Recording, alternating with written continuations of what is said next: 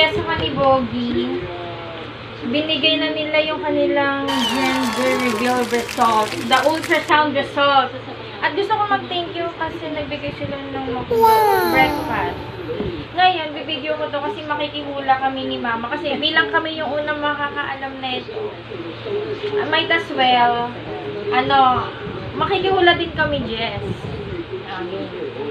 Sa'yo, ma-feeling mo. Makikiano ka din ka, kahit anong gender naman. Pero para na kunyari, kung feel ko girl, feel ko boy, ganun na eh. Ako, feeling ko babae. Feeling mo girl. Ako, feeling ko boy. Ayan, para pa. Alam, ito to. Sige, sino mananalo? Girl si Nanay Claire, ako ay boy. Tapos, so titignan na natin ng very, very light. Open ko na. Pasensya na sa mga itsura namin kasi nag-treadmill kami ni Nanay eh. Wow! Open ko lang muna. Yan na, titignan natin. Ano ka, night girl?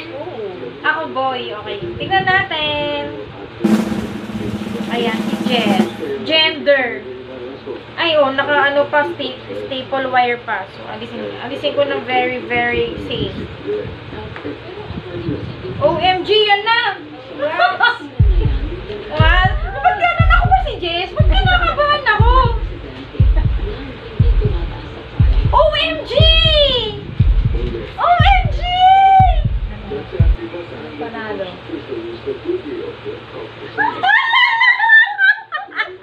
OMG! Congrats, Jess! Sabihin mo na yung anong gender. Panalo ako! Wala, gusto ni Jess ng ganda. Nakatanong ko lang kanina kay Jess. Kasi sa Congrats, Jess! Ano may mini Jess na? kasi pag, yung parang taste ko sa kanya, Ang blooming ni Jess.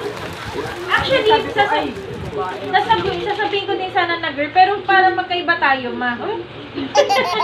ay, yung tingin ko Blooming sa kasi kanya. siya, Nay. Tingin ko pa lang sa kanya. Ay, Babae, no? kasi parang niya. Ang blue, iba yung aura ng maganda yung aura niya. Congrats sa inyo. Malapit nang lumabas na baby girl.